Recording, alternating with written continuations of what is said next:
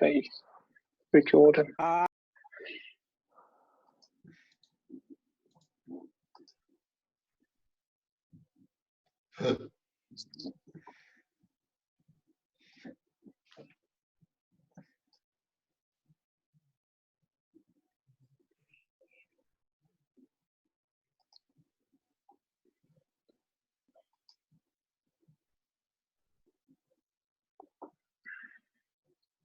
Hopefully you'll get audio.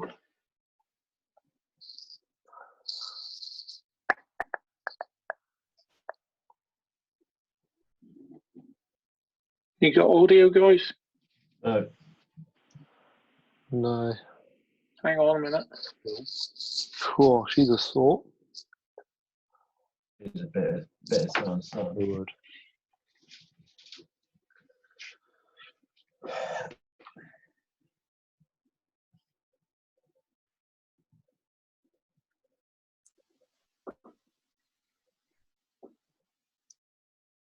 Is that Pornhub, I see? Two axial. There we go. Did you get it? Some are clear with reddish orange on the inside and a black stripe on one end. Some are black with a silver stripe on one end. The stripe indicates which end is the cathode or the negative end. This is what the circuit symbol for a diode looks like. The line on the symbol matches up with the line on the diode itself. This helps you make sure the diode gets put into the circuit the right way. A diode is an electrical component that allows current to flow in one direction, but not the other. Let's take a look at the inner workings of a diode to understand how this works. We'll start by looking at p-n junctions. P-n junction, how does it function? Previously, we've talked about how electricity works by electrons passing from one atom to another. If you're not familiar with this, look back at the Science of Electricity episode. Electrons in an atom live outside the core of the atom in valence shells. Each valence shell can hold a maximum number of electrons before they must occupy the next valence shell. Diodes are made with a semiconductor material. Today, most diodes are made with silicon, but sometimes other materials are used, such as germanium, selenium, or gallium arsenide. Semiconductors typically have 4 valence electrons in their outer shell. Silicon, being a semiconductor, also has 4 outer valence electrons. However, this outer shell can hold up to 8 electrons. Atoms are most stable when their outer valence shell is full. Silicon is most stable with 8 electrons in its outer valence shell. It has 4, but is most stable with 8. So how does it get more electrons? Here we have a bunch of silicon atoms. Each has 4 electrons in its outer valence shell. Each of these electrons will bond with an electron from another silicon atom. These electrons become shared and add to the total of the outer valence shell of both atoms. So this silicon atom now has 1, 2, 3, 4, 5, 6, 7, 8 electrons in its outer valence shell. Now, all of these atoms will do this. This forms a very strong structure called a crystal or a lattice. To make diodes do what they do, this structure is manipulated through a process called doping, where another element is added to the silicon. Silicon diodes have 2 elements added to them, making 2 regions. The p-type region with positive charge carriers and the n-type region with negative charge carriers. In the p-type region, the silicon is doped with an element like boron or aluminum. These elements have only 3 instead of 4 electrons in their outer valence shells. The missing electron creates a hole in the crystal structure. Instead of having the very stable 8 electrons, now some atoms only have 7. But they still want that 8th electron to make them stable again. These holes are positive charge carriers. In the n-type region, the silicon is doped with an element like antimony or phosphorus. These elements have 5 electrons in their outer valence shell, 1 more than what the silicon crystal structure needs. So 4 of those electrons pair with the silicon atoms, while the 5th becomes a free electron, free to go wherever the current takes it. These free electrons are negative charge carriers. So we have these 2 regions in the diode, one doped with positive charge carriers and one doped with negative charge carriers. Where these 2 regions meet is referred to as the junction. Near the junction, the positive charges and the negative charges, having opposing charges, are drawn to each other like magnets. The free electrons in the n-type region migrate over and fill the holes in the p-type region. Because of the charged particles moving around, the area near the junction in the p-type region becomes slightly negatively charged, while the area near the junction in the n-type region becomes slightly positively charged. This area is known as the depletion zone. Free electrons in the n-type region will continue migrating into the holes in the p-type region, causing the charges within the depletion zone to increase. These charges will eventually grow strong enough to begin repelling the charges in their region. The n-type side gains enough positive charge in its depletion zone to repel the negative. Right, children, can you stop messing around, contributing to the screen? Right? If I want to, I can find out who's doing it. Don't let me have to. You young adults, not primary school kids. Who's a culprit? Charges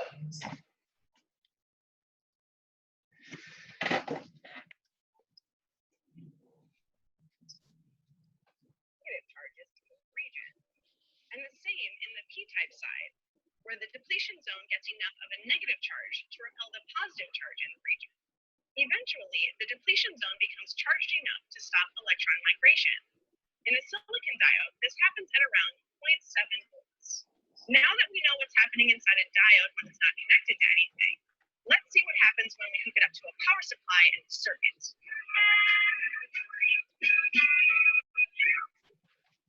Let's let the diode do its job and hook it up backwards, with the negative terminal connected to the anode and the positive terminal connected to the cathode.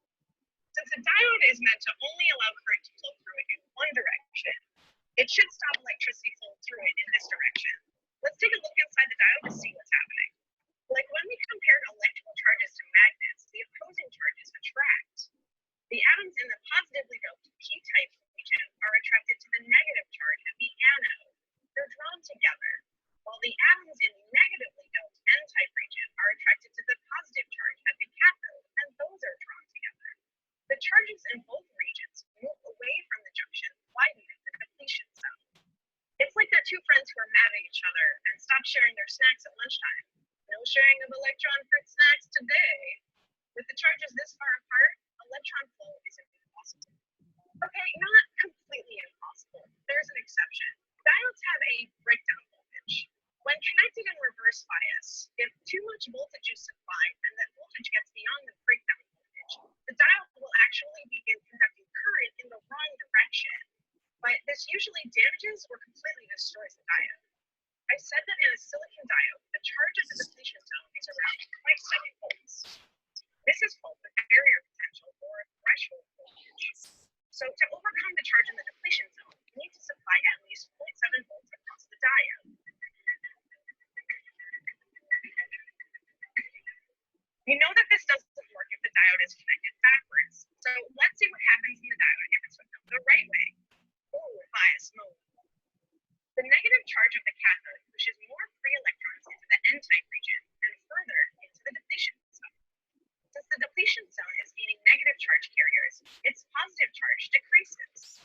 Once more than 0.7 volts is applied, enough free electrons flow towards the junction that the depletion zone shrinks and then disappears completely, allowing electrons freely to flow across the junction. Now remember from before when we had those free electrons from the n-type region that came over to the p-type region to vacation in the holes? Well, now they found something more attractive. They move out of the holes and onto the positively charged anode, leaving holes behind. Don't worry, those holes won't stay empty for long. The free electrons in the n-type region now have easy access to cross the junction, so they move right in, filling the holes. And the cycle continues.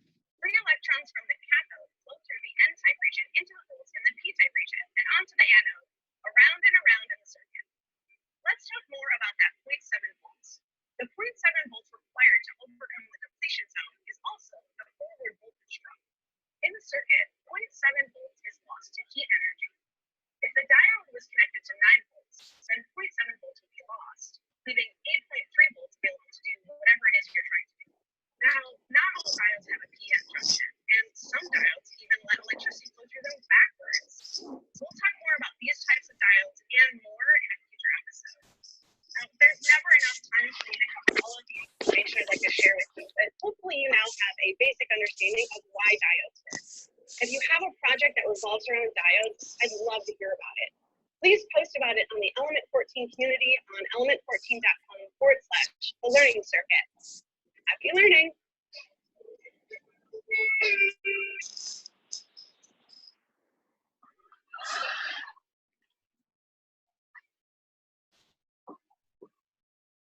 Right, boys, how do you find that? Was that useful? Could you hear it all right? Yeah, couldn't hear it quite good sometimes, a bit patchy, but yeah. The video is much clearer, but it was alright. Mike, could Yeah. you email the link? Could you email the link to us so we can watch it again if we didn't get it very clear? Send my hand up. Yeah, of course. That's in the handout. Oh, perfect. There's a link. There's a link on that page. All right, I'll show you.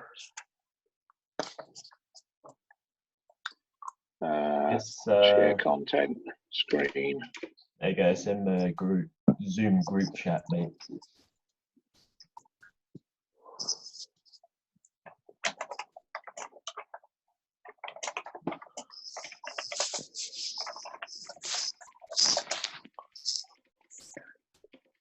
So there it is here. Yeah. So that's a link to it. And there. Okay. Regan, yeah? Yeah, that's fine. Cheers. Okay. So when we want to think about, so we now know how the PN junction works with its P-type material, N-type material, and so on. So you've got a rough idea of how it does what it does. But just to summarize the action, what happens when you use one in a circuit, which is what we're most interested in, allows current to pass in one direction but not the other. So in the first circuit there on the left, when we connect the positive charge to the back of the arrow points in the direction on the symbol that will allow current flow. So when we make the back of the triangle positive, front of it negative, we get a current flow, and if we had a lamp, a load in the circuit, it would light up. That's called forward bias. Okay, we must always remember that we would get a 0.7 volt roughly for silicon drop across the diode there. Yep. Therefore, if this was 10 volts, the lamp would actually see 9.3. Yep. When we reverse bias, so we connect the diode the other way around, or connect the positive to the front of the diode and the negative to the back, no current flows and the lamp would not light. Okay. Now, she did mention that there are limits to that dependent on diode type. There is a point where if you apply enough reverse voltage, you're going to break the diode, and you're more than likely going to destroy it if you pass or apply that much reverse voltage. Depending on diode type, that could be negative 50 volts, negative 400 volts, just depends on the type. All right, we'll look at a couple of different ones later. All right, so I've already mentioned that they're widely used in power supplies to rectify AC current to DC current, and we'll consider that a bit more closely in a future session. Yep. Yeah. Any questions? Yeah. Yeah, you got a question or not? No, sorry, I was just saying yes to. Right, other diode devices. So the basic PN junction diode ensures that current flows in only one direction. There are also other diodes that include the light emitting diode. They're connected in the same way as normal diodes. So you connect them, the positive to the back of the triangle, current flows in the direction of the triangle. But when you pass current through them, they give off a coloured light. There's a number of colours available, including white now, which they're widely being developed as a replacement, low power replacement for traditional electric light bulbs or lamps, I should call them. All right. due to their low power consumption and longer life. And the symbol is the same as for a normal diode, except you've got the two arrows coming off, indicating that it's emitting light. Yep. So that's the first one of the different devices. The second is a diode called the Zener diode. And she did briefly talk about a diode where it's been designed to operate connected the wrong way round to a normal diode. So you would normally connect the Zener diode in reverse bias mode. They actually will work exactly the same as a normal diode in forward bias. So you'd get the 0.7 volt drop across it, and it will allow current to flow if you forward bias it. But these diodes will also, by design, allow current to flow in reverse bias mode without destroying the diode.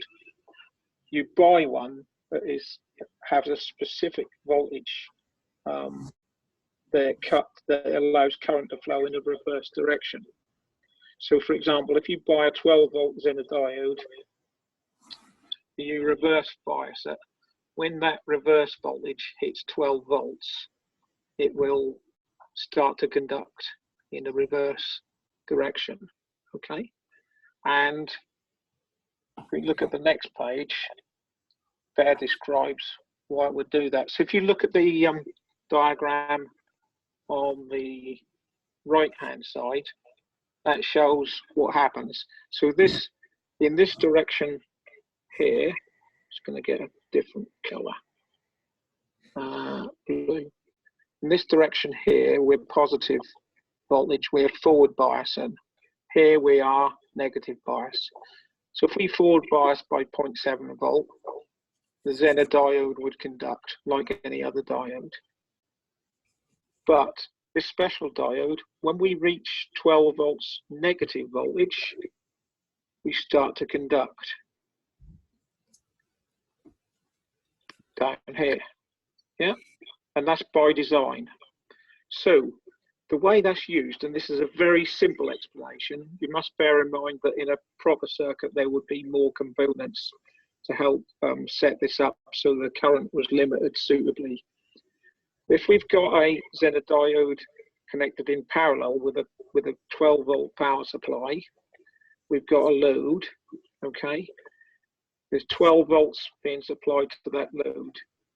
If that power supply goes up to 13 volts, we still get 12 volts at the load because the Zener diode has gone beyond its 12 volt negative voltage and it's allowing some current to pass down and through to the bottom. So it's like a voltage regulator. It's holding that low voltage at 12 volts. So if we go up to 14, the Zener diode will pass a bit more current and still hold the output at 12 volts. The only thing is, if the input here drops below 12 volts, let's say to 10 volts, then the Zener diode will shut off and the load will only get 10 volts. So it's like it's used in power supplies as a voltage regulator or a voltage reference, because you know it's always going to have that reference voltage across it. So if you want to ensure in a circuit that you've got 6 volts at a point and you're always going to have 6 volts no matter what else happens, you can do that with a 6 volt Zener diode. Okay? Any questions? And again, we have a little bit more closer look at power supplies. We'll perhaps have a look at Zener diode, because the reason you might want to do that is if you're rectifying your AC, you're going to end up with some ripple sitting on top. So you rectified your AC voltage into a DC one, but it's got some ripple on the top. And the Zener diode is going to help smooth that out to more of a straight line by conducting in these peaks and not conducting in the troughs. Yeah. Any questions?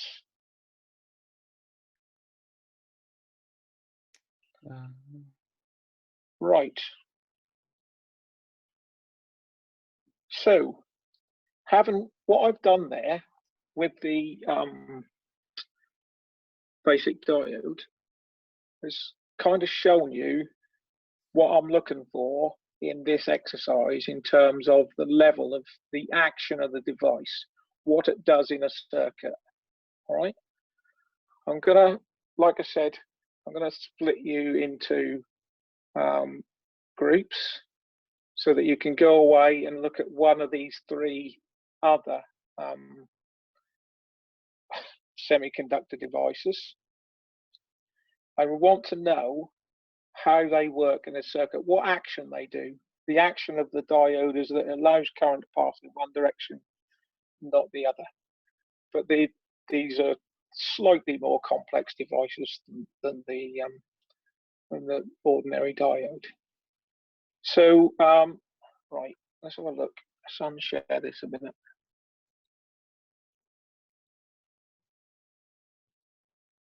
There we go.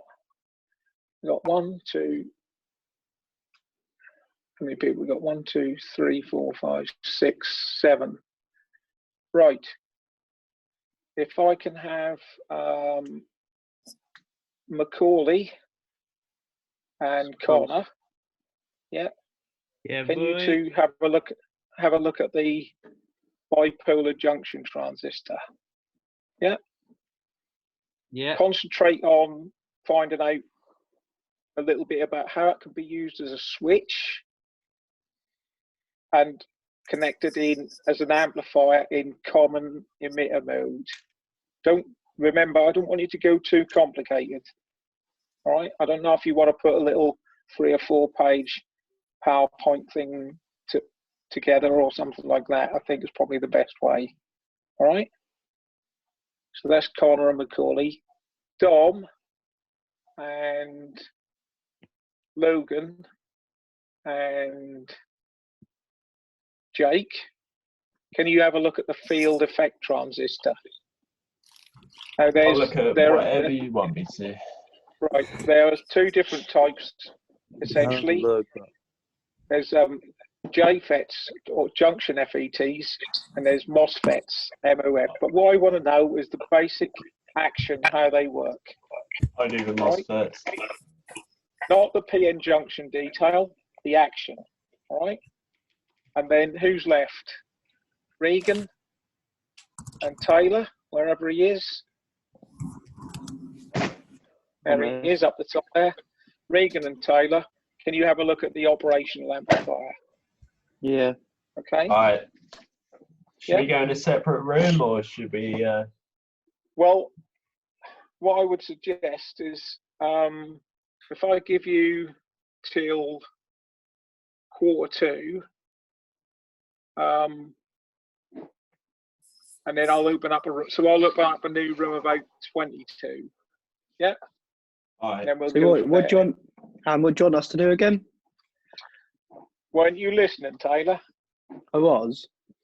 Well, I just want to clarify, please. So, clarify. You're looking at operational amplifier, Yeah. okay? And I want to know what its action is, what it can do. Okay. I want to know how the other components, how you set it up so it works properly. I want to know a little bit about what it does. All right. All right. Logan Well, and Jake. your colleagues do as well. I'll do the MOSFETs and you can do the other one. What was the other one? Am I with Regan? There's MOSFETs and JFETs, but I'll do they MOSFETs. work in a very JFETs. similar way. All right. Regan, How the fuck do you Regan, spell am I with JFET? you? Can we just write it down, like the information, or what? Yeah. What do you want? You can All right. you can write it down. You need to try and put it in some format that you can share with each other and share with me, please. I've got no way of sharing it, so I'll just learn it. Write it on a lucky bit for of you, paper and scan I it don't or have take a a piece of picture of it. paper. We'll find a piece, Logan. I can take a screenshot if that helps, yeah? That's all I can do. I literally have fuck all with me. Hey, Language. hey, no need for the language. Well, Right, nah, this Logan. is annoying. Logan, listen. Can you come a bit to the sessions a bit more prepared, please? I'm sorry if I've been, locked out of my house with absolutely nothing on me. I think we should just be glad I'm attending still. Okay, well, I mean, Trying with what I can, Mike. Yeah, okay, you're going to try. So if you can take a photograph of it, and so be it. You do that, and let me apologise. All right? Okay. If I'm not aware, I don't know these things, do I? Yeah. All right? Mm-hmm. So I'll leave you to Okay. get on with what you can do. All right? Uh-huh. Thank you.